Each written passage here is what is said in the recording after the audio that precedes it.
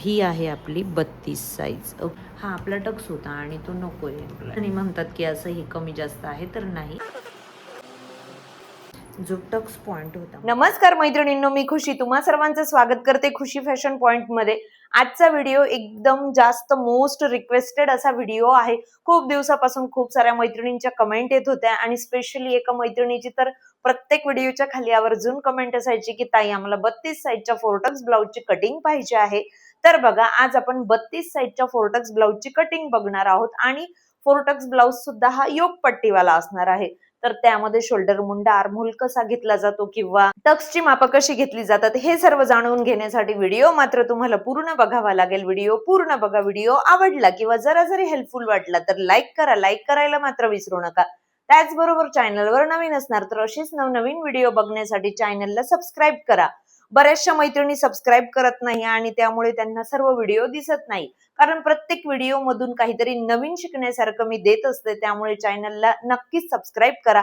चला तर मग जास्त वेळ न घेता आजच्या व्हिडिओला सुरुवात करूया. त्यासाठी इथे मी अस्तर घेतलेला आहे 80 सेंटीमीटर. हा 32 साईजचा ब्लाउज आहे. तयार उंची आहे 13 किंवा 13.5 सुद्धा घेऊ शकता. छाती आहे 32, कंबर आहे 28, आर्महोलची गोलाई 14.5 इंच, रेडी शोल्डर आहे 2.25, मागचा गळा आहे 8 इंचाचा, पुढचा गळा 5.5 इंचाचा, बाही 5 इंचाची आणि दंडघेर आहे 11 इंच. ही सर्व माप आहेत आणि यावरून आपण आता ब्लाउज कट. अस्तर डबल फोल्ड करून घेतलेला आहे. बंद बाजू माझ्याकडे आणि सुटेपत्र समोरच्या बाजूला आहेत. खालच्या बाजूने सरळ रेषा ड्रॉ करून कापड सरळ करून घेतलं. तयार उंची 13 घेणार आहे म्हणून 14 इंचावर एक मार्किंग केलं.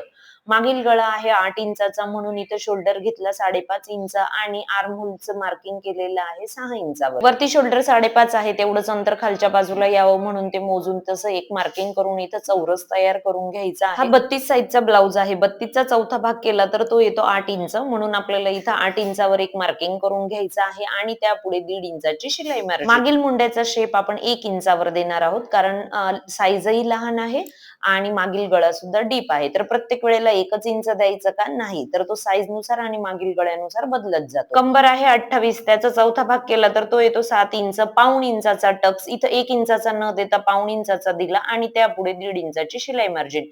हे दोनही ज्या पॉइंट आहेत म्हणजे जे रेषा आपण इथे ड्रॉ करून घ्यायच्या आहेत, टेप अशा पद्धतीने ठेवून तो दुमडून घेतला, त्याचा मध्य काढला आणि तिथं आपल्याला मागील टक्स मिळून जातो. आणि हा टक्सची रुंदी पाऊण इंच घेतलेली आहे. फिटिंगच्या रेषेवर अर्धा इंचावर असं मार्किंग करून एक तिरकस रेषा ड्रॉ करून घ्यायची. असं का करायचं? कारण हे जर कापड आपण कट केलं नाही तर खालच्या बाजूला ब्लाउज हा लटकतो, म्हणजे थोडस एक्स्ट्रा होऊन जातं, म्हणून ते आधीच कट करून घ्यायचं. आणि आर्महोलची गोलाई देताना सुद्धा थोडस 2 रेषा एवढं खाली येऊन हा आर्महोलच्या गोलाईचा शेप द्यायचा.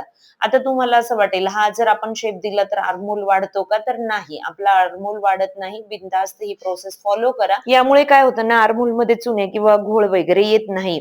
अशा शिलाई संबंधीच्या ट्रिक तुम्हाला आवडत असतील तर आपल्या चॅनलला सबस्क्राईब करा, म्हणजे अजून तुम्हाला नवनवीन माहिती जाणून घेता येईल. इथे तयार शोल्डर आहे 2.25 इंच. ते 2.25 इंच यावं म्हणून आपण हे मार्किंग 3 इंचावर करणार आहोत. बरेच जण 2.5 इंचाचं तयार शोल्डर घालणं पसंत करतात, पण बघा साईज लहान आहे त्यामुळे 2.25 इंचाची तयार शोल्डर पट्टी असली तरी सुद्धा चालेल. मागील गळा आहे 8 इंचाचा म्हणून इथे 8.5 इंचावर एक मार्किंग करून घेतलं आणि असं चौरस तयार करून फ्रेंच कर्वच्या मदतीने आपल्याला गळ्याचा शेप देऊन द्यायचा आहे. मागील गळा 8 इंचाचा आहे म्हणजे डीप नेक आहे आणि डीप नेक मध्ये शोल्डर उतरण्याचे चान्सेस जास्त असतात. त्यामुळे इथं आपण गळ्याच्या बाजूला 2 रेषा म्हणजे टेपच्या 2 रेषा इतपत आपल्याला मार्किंग करून इथं शोल्डरचा उतार द्यायचा आहे. जर मागील गळा 10-10.5 इंचाचा असता तर इथं शोल्डरचा उतार अर्धा इंचावर दिला असता. हा 32 साईजचा ब्लाउज आहे आणि आता हे पूर्णपणे त्याचं पाठीमागच्या भागाचं ड्राफ्टिंग झालं आहे. आता आपण हे कट करून घेऊया. तुम्हाला ही कटिंगची पद्धत आवडत असेल तर लाईक करा. त्याचबरोबर काही डाऊट असतील तर कमेंट करून तुम्ही विचारू शकता. इथे आपण आर्महोलची गोलाई मोजायची राहिली आहे, ती मोजून घेऊया. तर बघा, आर्महोलची गोलाई किती होती? 14.5 इंच. 14.5च्या निम्मी जर केलं तर ते किती येतं? 7.25. म्हणजे ही आर्महोलची गोलाई 7.25 आली पाहिजे. वरच्या बाजूला शिलाईला आपलं जेवढं देतो तेवढं मार्किंग करून घेतलं आणि मी इथं आर्महोलची गोलाई मोजली तर ती बरोबर आलेली आहे 7.25 इंच आणि त्याच्या दुप्पट केलं तर ते येतं 14.5. म्हणजे आर्महोलची गोलाई आपली आता परफेक्ट आलेली आहे. पुढील भागाचं ड्राफ्टिंग आपण पेपरवर करूया. त्यासाठी पेपरवर एक मी आडवी रेषा आणि उभी रेषा ड्रॉ करून घेतली आणि पाठीमागचा भाग आहे तसाच्या तसा मी इथं ठेवलेला आहे. पाठीमागच्या भागापेक्षा 1 इंच वाढीव अंतरावर एक मार्किंग करून घ्यायचं. इकडं आर्महोलच्या बाजूला आणि शोल्डरचं सुद्धा मी इथं मार्किंग करून घेतलं.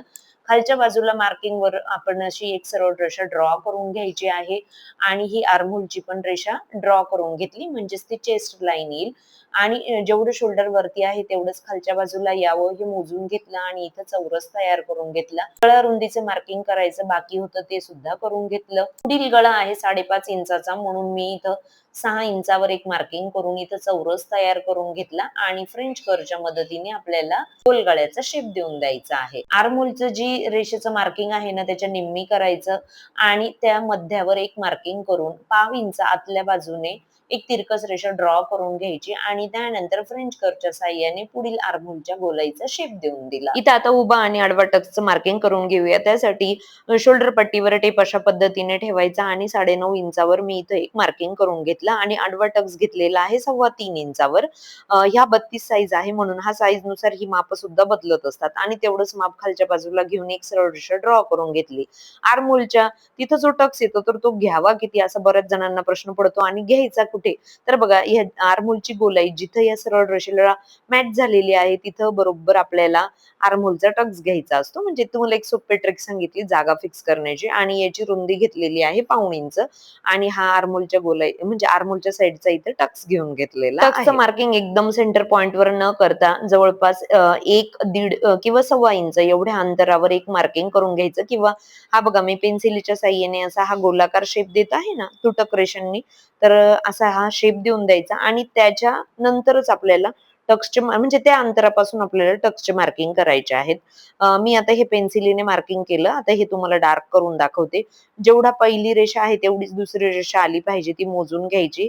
आता मी तुम्हाला जसं व्हिडिओत दाखवलं ना सेम त्याप्रमाणे आणि इकडे आर्महोलचा हा टक्स घेऊन घेतलेला आहे आणि बघा हा टक्स घेतला तर काय होतं ना तर आपला हा आर्महोल कमी होऊन जातो म्हणून आपण नवीन आर्महोल इथे ड्रॉ करणार आहोत. त्यासाठी 1/2 इंचावर असं एक मार्किंग करून एक आडवी रेषा ड्रॉ करून घ्यायची.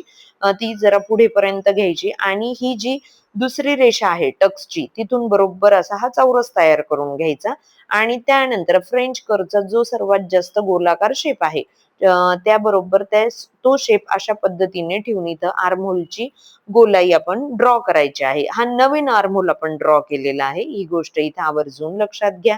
आणि बघा आता घडीचं माप किती होतं आपलं 8 इंच पण हा टक्स घेतल्यामुळे ते कमी होऊन जाईल म्हणून 1/2 इंच मी इथं ऍड केला आणि त्यापुढे 1.5 इंचाची शिलाई मार्जिन दिली. ही गोष्ट इथं आवर्जून लक्षात घ्या. अगदी सोपं आहे आणि मी ते तुम्हाला एक्सप्लेन करून सुद्धा सांगितलेलं आहे. आता बघा कंबर आहे 28 त्याचा चौथा भाग केला तर 7 इंच 2 इंचाचा टक्स आणि पुढे 1.5 इंचाची शिलाई मार्जिन. आता हे जे आपल्याला मार्किंग मिळालेलं आहे तिथे आपण अशा ह्या रेषा ड्रॉ करून घ्यायच्या आहेत. खालच्या बाजूला योक पट्टी आपण घेणार आहोत तर ती 2.5 इंचावर मार्किंग करून घेतलं आणि इथं अशी एक रेषा ड्रॉ करून घेतली. ही पेन्सिलीच्या साहाय्याने रेषा ड्रॉ केलेली आहे आणि या रेषेवर आपल्याला आता टक्स घ्यायचा आहे. टक्स 2 इंचाचा घेतला म्हणून आपण दोनही बाजूंना 1-1 इंचावर मार्किंग करून घेतलं. आता हा टक्स पॉइंट वरून न मार्किंग करता थोडस खालून 1/2 इंच एवढं खालून मी इथं टक्सचा शेप देऊन दिला. बघा आता तुम्हाला दिसत असेल. त्यानंतर खालच्या बाजूला आपल्याला काय करायचं आहे इथं टक्स योगपट्टीमध्ये नसतो म्हणून आपण इथं सरळ रेषा घेणार आहोत बरोबर आणि जेव्हा ही योगपट्टीचं आपण कटिंग करू तेव्हा हा इथला टक्स मायनस होईल ते तुम्हाला पुढे समजेलच. इथं योगपट्टीचा शेप देण्यासाठी आपण 1/2 इंच 1/2 इंच किंवा 1 इंचावर मार्किंग करून असा हा योगपट्टीचा पुढच्या बाजूचा शेप देऊन दिला. आता ह्या बाजूला सुद्धा आपण काय करायचं आहे 1/2 इंच इतपत मार्किंग करून घ्यायचं आणि असा फ्रेंच कर्वच्या साहाय्याने शेप देत आहे किंवा तिरकस स्केलच्या साहाय्याने दिला तरी सुद्धा चालेल पण गोलाकार शेप दिला ना तर ब्लाउज छान बसतो फिटिंगला हा माझा अनुभव आहे म्हणून मी असा हा गोलाकार शेप दिलेला आहे. आणि बघा तुम्हाला इथं तुटक रेषांनी आधी करून दाखवलं नंतर तुम्ही ते असं डार्क करून घेतलं तरी सुद्धा चालेल. पाठीमागच्या भागाला कमरेच्या बाजूने आपण 1/2 इंचावर शेप दिला होता बरोबर तर सेम तेवढंच आपण 1/2 इंचावर एक मार्किंग करायचं पुढील भागाला सुद्धा आणि इथे सुद्धा आपल्याला शेप देऊन द्यायचा आहे म्हणजे एक तिरकस रेषा ड्रॉ करून घ्यायची. ही झाली आपली योगपट्टीची मार्किंग आता पूर्णपणे. आता बघा आपल्याला 4 टक्स ब्लाउज मध्ये अजून आपल्याला 2 टक्सचं मार्किंग बाकी आहे. तर जी आपण ही आडवी रेषा ड्रॉ केलेली होती त्यावरच अर्धा इंच एवढं अंतरावर मार्किंग करून आपल्याला हा फिटिंगच्या साईडचा टक्स घ्यायचा आहे आणि त्याचं मार्किंग सुद्धा आपण अर्धा इंच अंतरापासून करणार आहोत टक्स पॉइंटच्या. जसं मी आता व्हिडिओ मध्ये करून दाखवलं सेम त्याच पद्धतीने. आणि सगळ्यात शेवटचा चौथा टक्स याची रुंदी सुद्धा आपण अर्धा इंच घेणार आहोत आणि हा सुद्धा आपण 1 इंच अंतरापासून मार्किंग करणार आहोत. हे बघा अशा पद्धतीने हा आपलं टक्सचं मार्किंग झालेला आहे.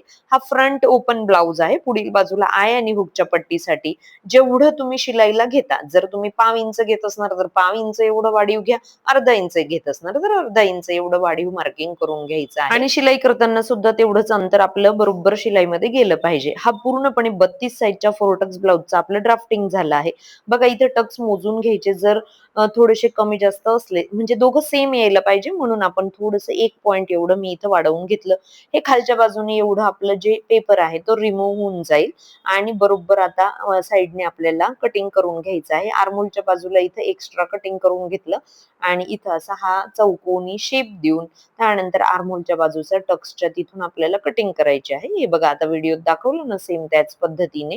हे सर्व कटिंग तुम्हाला आवडलं असेल तर लाईक करा. त्याचबरोबर काही शंका असल्या तर तुम्ही विचारू शकता. की पूर्णपणे आपली कटिंग झालेली आहे. योगपट्टीमध्ये हा टक्स आपल्याला मायनस करायचा आहे. अशा पद्धतीने मी फोल्ड करून घेतला आणि इथं चिकटपट्टीचा आपण टेप लावून घेऊया. हे बघा असं आपलं हे मार्किंग झालं आणि योगपट्टी सुद्धा आपली बरोबर आता मापाची झालेली आहे. 4 टक्स ब्लाउज मध्ये आपल्याला असे हे नॉचेस कट्स द्यायचेच आहेत आणि एखादं शार्प ऑब्जेक्ट किंवा जाड सुईच्या साहाय्याने इथं असं हे आपल्याला होल करून घ्यायचे आहेत. हे मी का केले ते तुम्हाला पुढे सांगते. बऱ्याच जणींनी आपल्याकडून पॅटर्न घेतलेले आहेत ना 4 टक्सचे, तर त्यांचा नेहमी शंका असते की त्या योगपट्टी लहान आहे आणि वरचा पार्ट जास्त आहे. तर असं नाही.